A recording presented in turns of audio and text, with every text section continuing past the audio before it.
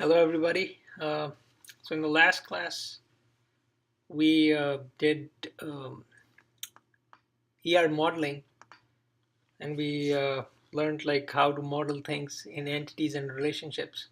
So today what we're gonna do is go a step further and learn like some enhanced features of ER modeling and do some practice today.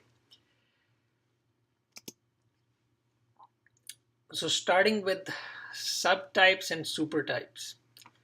So a subtype, so this, like I said, the ER model extends our original model with a few more constructs, starting with subtypes and supertypes. So subtype, like the name says, is like a subgrouping of entities in an entity type that has attributes that are distinct from those in the other groups. So like you can think of it as like having a different subclass. So you have a higher order class, and the subclasses each have uh, the attributes of the main class, but some of the other attributes that are different between the two. And the supertype, like the name says, is like a superclass or like the parent, a generic entity that has a relationship with one or more of its subtypes. So subtype entities basically inherit values of all the attributes that are in the parent class or in the parent type or supertype. And an instance of a subtype is also an instance of the supertype. Example is here. Uh, like a supertype attributes that are shared by all the entities, and then down here the subentities inherit all these attributes but have their own attributes. So attributes that are unique to this subtype 1, attributes that are unique to this subtype 2. But they are inheriting all the attributes that are up in the general entity, super entity, parent class, parent type. We can call the different names, right? So this is the notation that we are going to be using. If you use Microsoft Visio to draw your drawings, uh, like you'll have a notation like this, something like this. Different, like other tools may have different notations, but basically this is what our notation is. So from a super type, you draw a line for a like inheritance, draw a circle, and then lines to the subtypes. What these things mean, we'll discuss, or these symbols mean, we'll discuss in a while.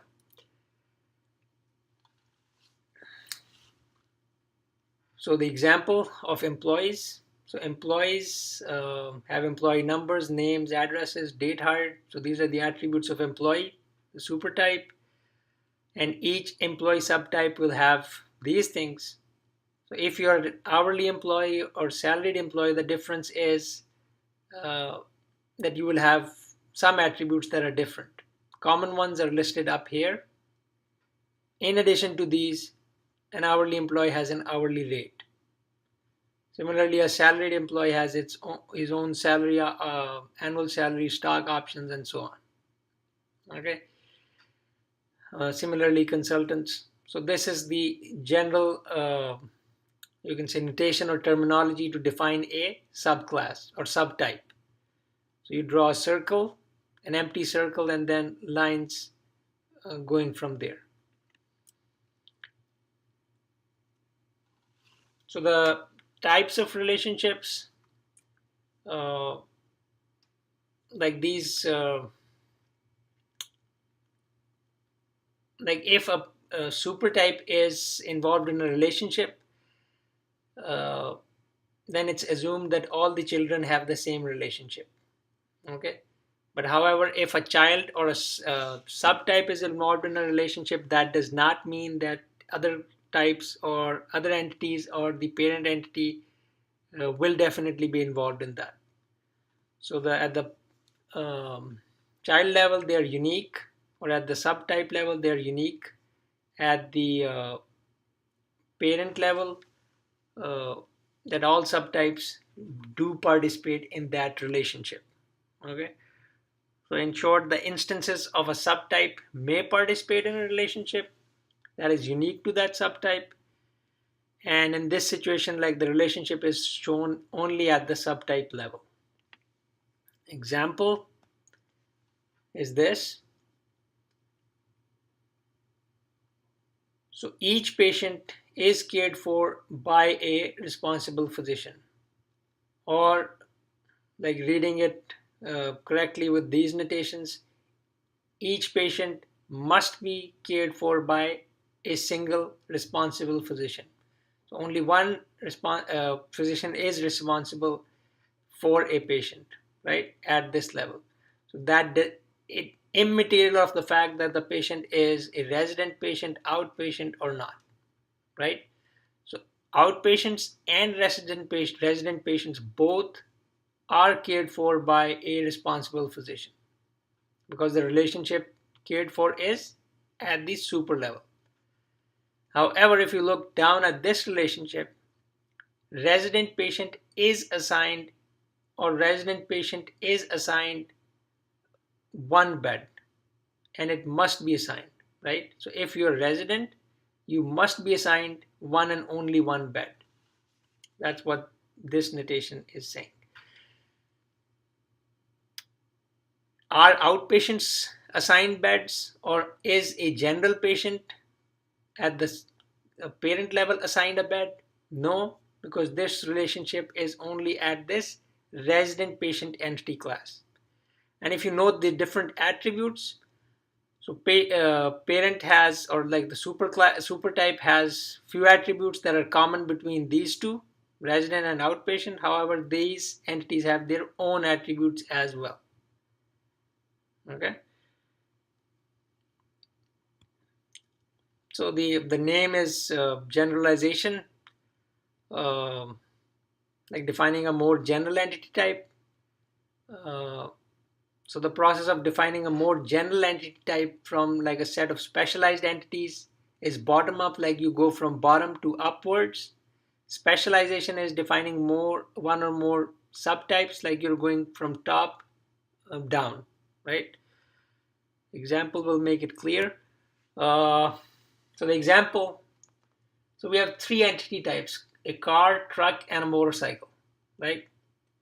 So if you notice on the entities, so each of these types of vehicles or entities have some common attributes. Okay, if you look at the attributes, so what are the common attributes?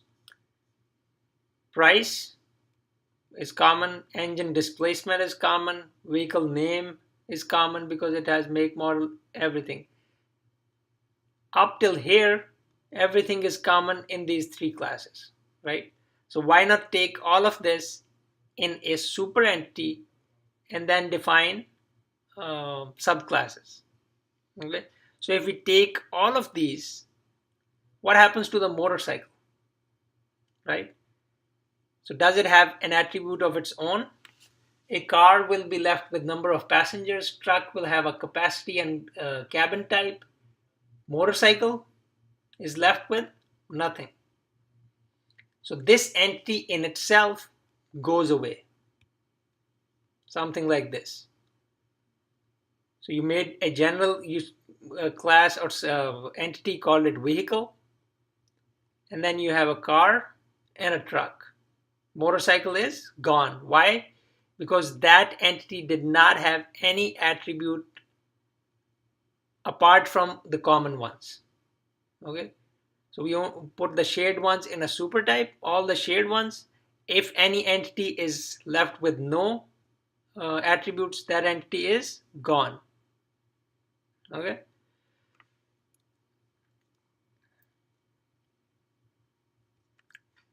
Then the next thing, specialization. So you're going from top down. So at the top, you have this entity called part. Okay. So let's assume that you have different parts, like uh, a classification of parts with something called a manufactured part and something that can be purchased, right? If the company is manufacturing that part, obviously it does not have a supplier. If it is getting that part from somewhere, that will have a supplier ID and the unit price of that part. Okay, so we keep the common attributes at the super level, and at the sub level, whatever attributes need to go in whichever subclass, we differentiate classes like that, something like this. So at the top level, those common attributes stay. So we created two subtypes, purchased part and manufactured part. Okay.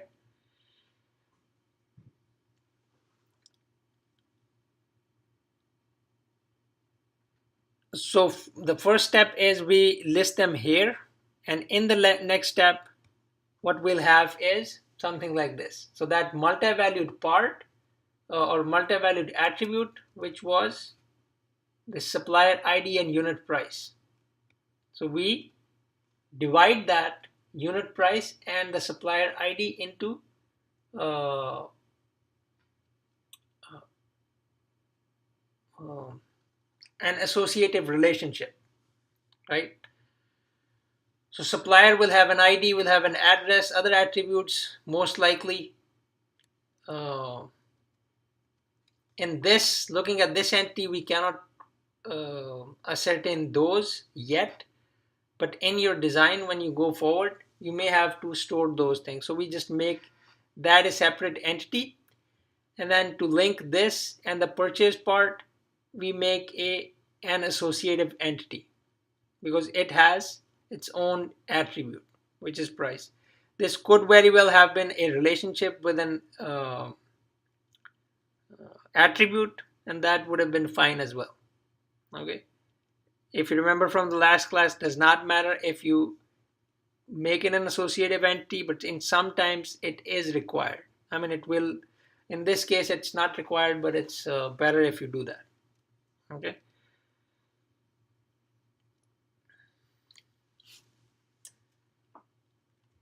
so then, like constraints that we have, one and only one, maximum of one, many, one from the previous lecture. Similarly, you have some kind of constraints on the classes, like the types, the super types and subtypes. Okay.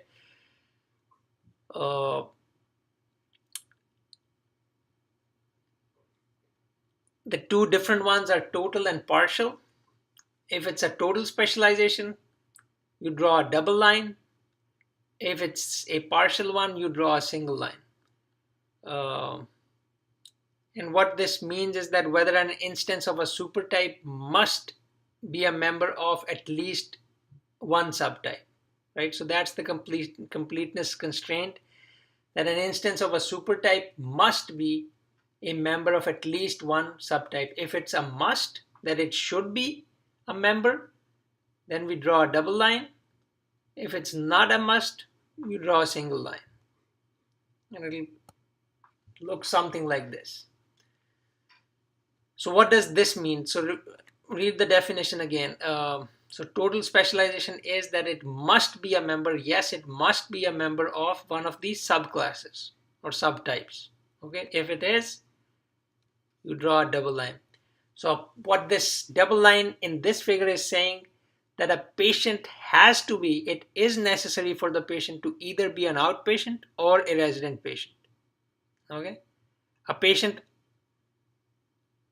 alone in the hospital or the facility is nothing, is not an entity. For a patient entity to exist, the patient should be classified as either an outpatient or a resident patient. So that's what this must completeness says, that for a patient to be a complete entity, it has to have one of these sub attributes associated with it. Okay. On the other hand, what's this saying? So it's saying a vehicle can be a truck or a car. It's not a must for a vehicle to be a car or a truck. Why? Remember the motorcycle? So if the vehicle is a motorcycle, it will have an ID, a price, an engine displacement, name, make, model, right? So in that case, we don't need it to be called a truck or a car. Okay, hope that's clear. Then the next thing is disjointness. Like whether an instance of a supertype may simultaneously be a member of two of its subclasses or subtypes. Okay.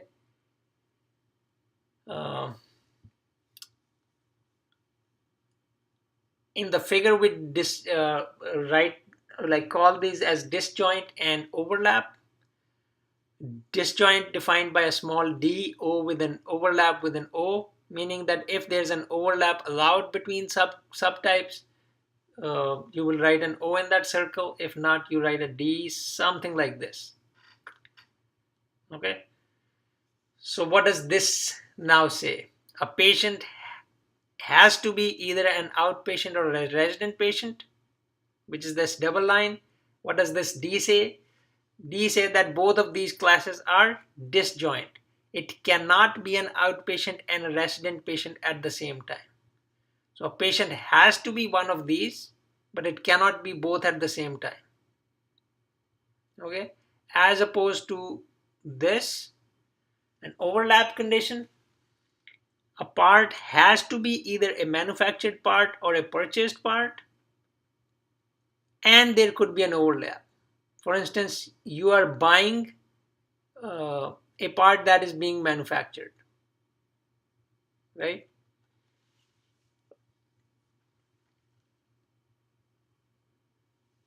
So it may be both manufactured or purchased at the same time.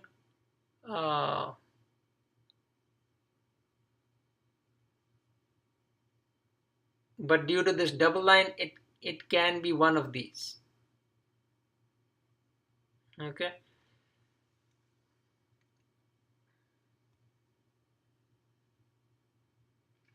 And then sometimes, like in some cases, you have to specifically define something called a subtype descriptor. Define like what this thing means in the parent type. For instance, something like this. So here we have added a new attribute called employee type. Okay, so employee type is or can hold values of H, S, or C. If employee type equals H, you know that this employee is an hourly employee. If this type is S, it's a salaried employee. Okay, so this is a subtype descriptor that if you need to specifically store this, what type of employee it is, you can store that as well. But on the ER diagram, you list those alphabets, right, or symbols on the relationship.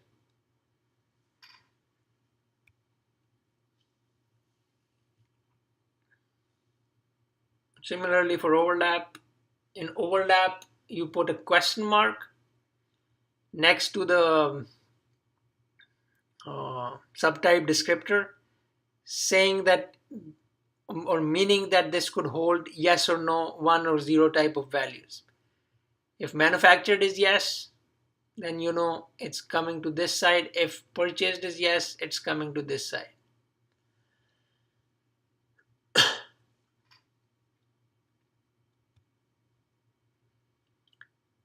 But if you don't understand these like subtypes, descriptors, or like disjointness constraints, it's okay. Because you won't be like tested on too hard on these things, but you should know like the basics of ERs, the basics of subtypes, but not like too thoroughly. It's okay. Then the final thing, something called an AntiCluster. So when ER diagrams get too large, they get difficult to read because there are too many entities, too many relationships. If you start drawing everything on one page, you go beyond pages and so on, right? Uh, so in that case, you form something called a cluster, like the name states. You group one, like couple or more entities together and call it like a with an abstract name, which does not exist in the original database, but you put it on the ER diagram just in an abstract fashion, something like this. Okay, so in this figure you have too many entities, right? Of a fictitious company called Pine Value Furniture. So they have different things that they need to record about regarding their business, everything associated with each other. So instead of drawing something like this, we group sections of the ER into something. This can be sales, this can be a customer unit, this can be an order or item sale unit, and so on. So all we do is wherever they are connected, we make the big entity have the same type of connections, something like this. So now this is more readable, right? Going back, the same thing. So item is connected to uses, produced in, order, like three things. Item is connected to uses, produced in, item. What's inside those? On the separate pages, you can list the details of these diagrams. So item on a separate page will include something like this. Okay. So if somebody needs to take an overview of the database, this can easily tell them if they want to drill into the details, they can go to those pages. Okay. For us in the class, we won't be needing entity clusters because we don't have an ER diagram that will get so huge. Okay. And this is just like for manufacturing, you can have something like this. So let's do some exercises. Okay. So these concepts are reinforced of ER diagrams for you guys.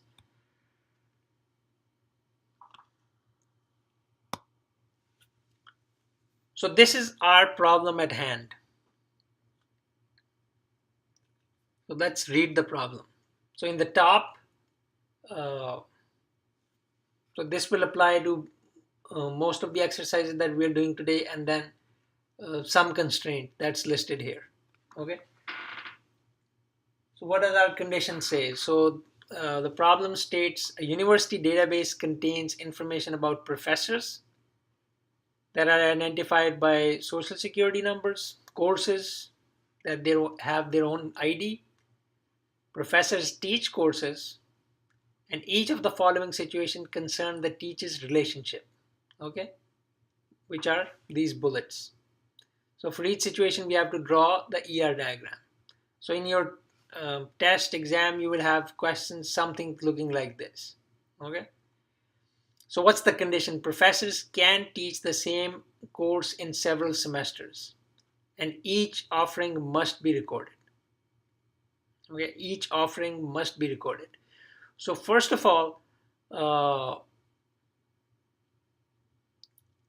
when you read a problem statement, usually the nouns in the problem statement will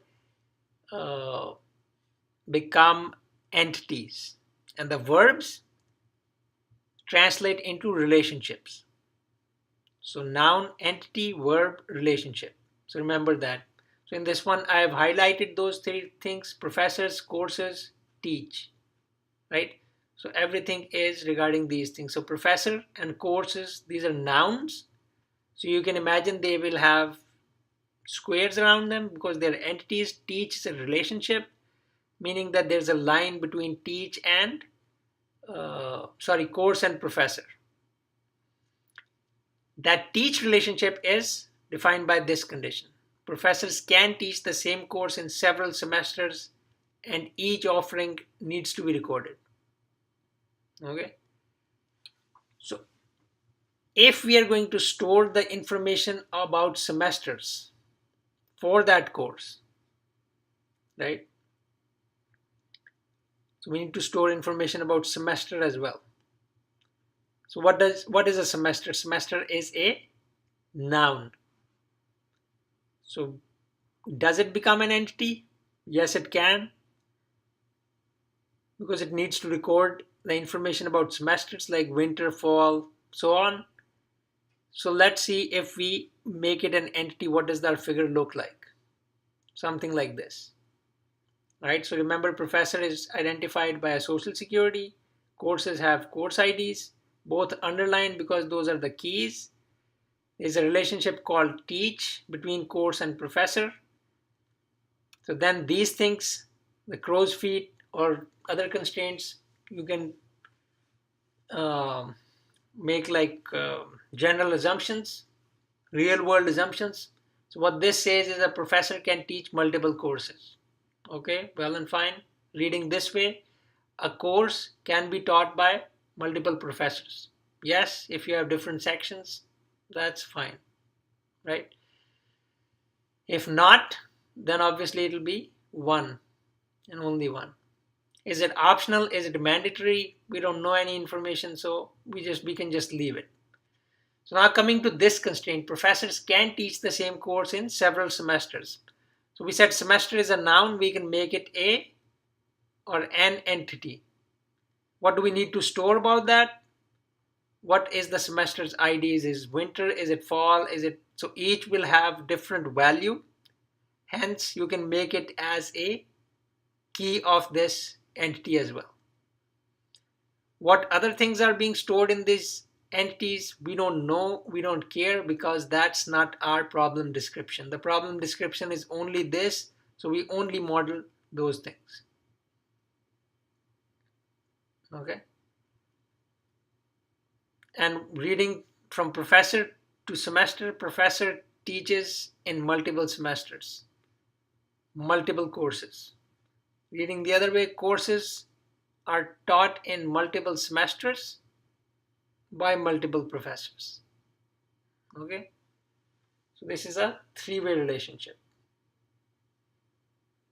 And if you remember, we can make it an associative entity because it's three-way, but this is perfectly fine as well.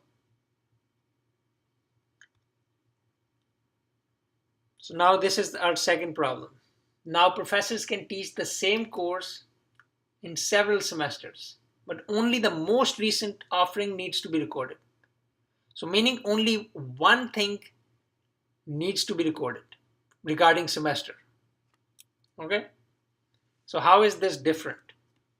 So in this one, each offering is recorded, meaning that you'll have multiple entries in semester, winter, fall, this, that.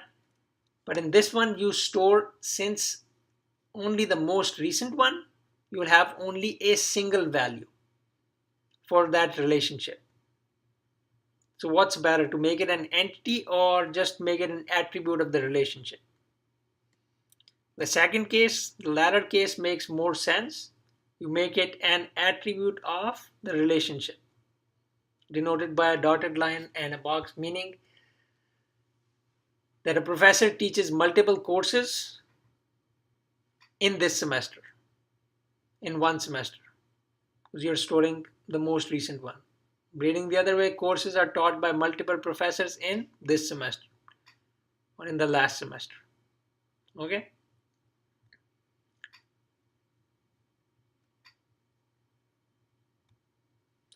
Now, the next exercise.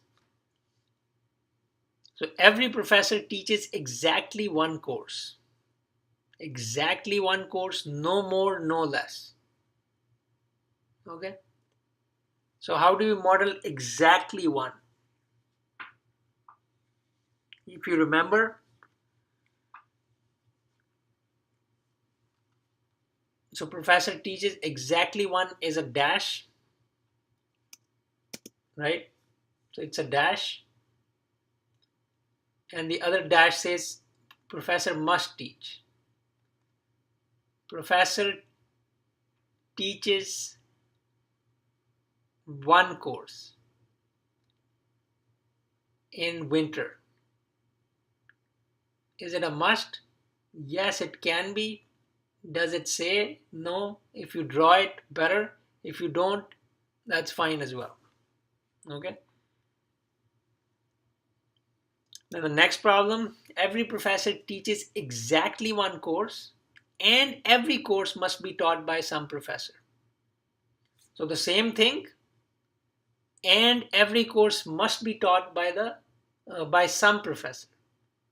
So now we are going the other way. So we are putting a constraint here. What constraint should here be?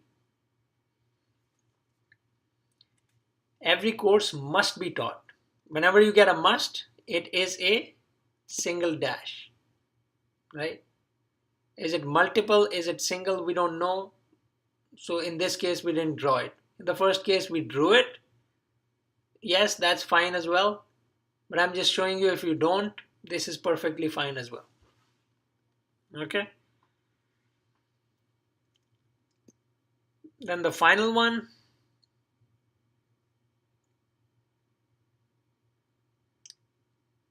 So company has a number of employees and projects.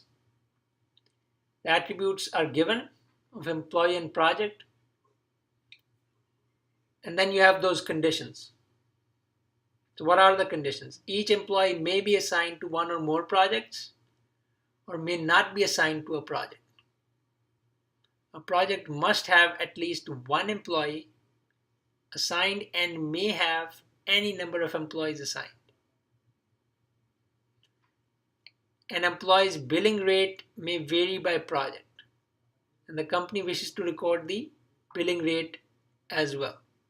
So what's our first step? So first step, let's model these things. Each employee may be assigned to one or more project or may not be assigned.